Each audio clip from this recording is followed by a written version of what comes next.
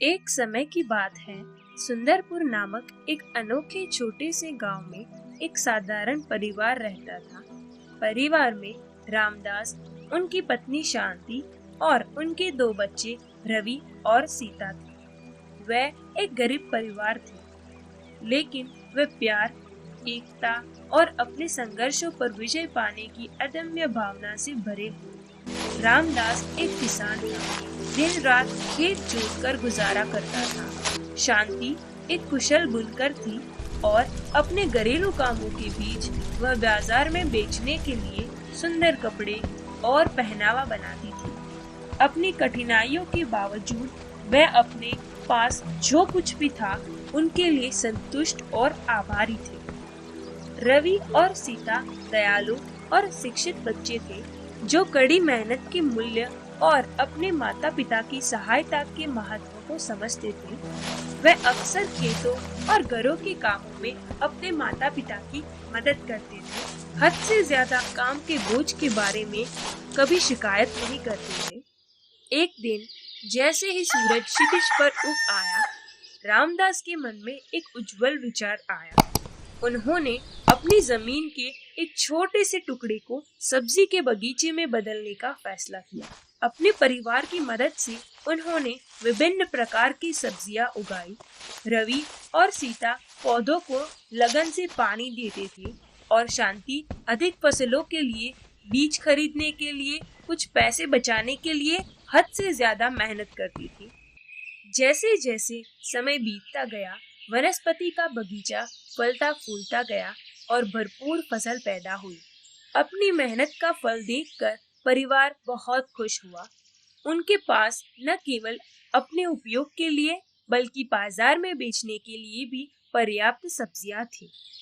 एक दिन जब रामदास बाजार में सब्जियां बेच रहा था, उसने कुछ गांव वालों के बीच राजा द्वारा रखी हुई एक प्रतियोगिता के बारे में बातचीत सुनी। प्रतियोगिता में भाग लेने वाले को अपनी प्रतिभा और कौशल दिखाने की जरूरत थी और विजेता को एक भव्य पुरस्कार मिलने वाला था। रामदास ने सोचा कि यह उनके परिवार की स्थिति को सुधारने का एक मौका हो सकता है। उत्साहित होकर वह घर वापस आया और अपने परिवार से इस बारे में बात की। रवि और सीता ने सुझाव दिया कि शांति को अपनी खास बुनाई कौशल का प्रदर्शन करना चाहिए और रामदास उनकी खेत की उपज का प्रदर्शन कर सकते हैं। अपने दिलों में मजबूत संकल्प और आशा के साथ परिवार ने प्रतियोगिता की तैयारी शुरू कर दी। शांति ने अब तक बनाए गए सबसे उत्तम कपड़ों की बुनाई की और रामदास ने उनके बगीचे से सबसे ताजी और बेहतरीन फसल काटी। उन्होंने सामान को सावधानी पूर्वक पॉलिश किया और पैक किया और जब प्रतियोगिता का दिन आया तो वे शाही महल के लिए निकल पड़े। राजा और उसका दरबार परिवार के सामान की गुणवत्ता से आश्चर्यचकित था। शांति के कपड़ों को उनकी सुंदरता और जटिल डिजाइन के लिए सराहा गया, जबकि सब्जियों की ताजगी ने सभी को प्रभावित किया। परिवार की कड़ी मेहनत और समर्पण चमक उठा और राजा ने उन्हें प्रतियोगिता का विजेता घोषित कर दिया। खुशी से अभिभूत होकर रामदास और उनके परिवार को राजा से भव्य पुरस्कार मिला। यह काफी धनराशि थी और गांव में जमीन का एक छोटा सा टुकड़ा था। राजा ने उनके भविष्य के प्रयासों का समर्थन करने का भी वादा किया और शाही महल के लिए नियमित रूप से उनके उत्पाद खरीदने का पेशकश किया। पुरस्कार राशि और हद से ज्यादा जमीन से परिवार की आर्थिक स्थिति में काफी सुधार हुआ। उन्होंने अपनी सब्जी उद्यान और बुनाई व्यवसाय का विस्तार किया, जिससे अन्य गांव वालों के लिए रोजगार के अवसर उपलब्ध हुए। पूरे गांव को रामदास के परिवार और गरीबी से सफलता तक की उनकी प्रेरक यात्रा पर गर्व था। जैसे जैसे उनकी सफलता बढ़ती गई, वैसे वैसे उनकी उदारता भी बढ़ती गई। उन्होंने अपने मुनाफे का एक हिस्सा गांव के कम भाग्यशाली लोगों की मदद के लिए दान कर दिया।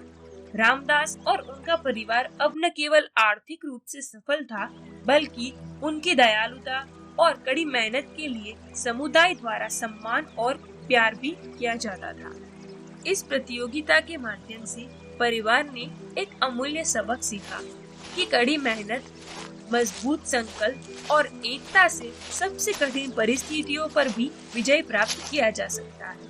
वे जानते थे कि सफलता केवल आर्थिक लाभ के बारे में नहीं है, बल्कि दूसरों के साथ अपना आशीर्वाद साझा करने और जीवन की प्रचुरता के लिए आभारी होने के बारे में भी है। और इस तरह सुंदरपुर गांव में रामदास के परिवार की कहानी आने वाली पीढ़ियों के लिए प्रेरणा का स्रोत बन गई। बच्चे अपने बुजुर्गों के पास इकट्ठा होते थे और उस गरीब परिवार की कहानी सुनते थे, जिन्होंने कड़ी मेहनत और एकता के माध्यम से न केवल अपने जीवन में सुधार किया, बल्कि अपने पूरे गांव में खुशी और सफलता भी लाई। कहानी की सीख उनके दिलों में बस गई थी कि दृढ़ता और करुणा के साथ जीवन में कुछ भी संभव है।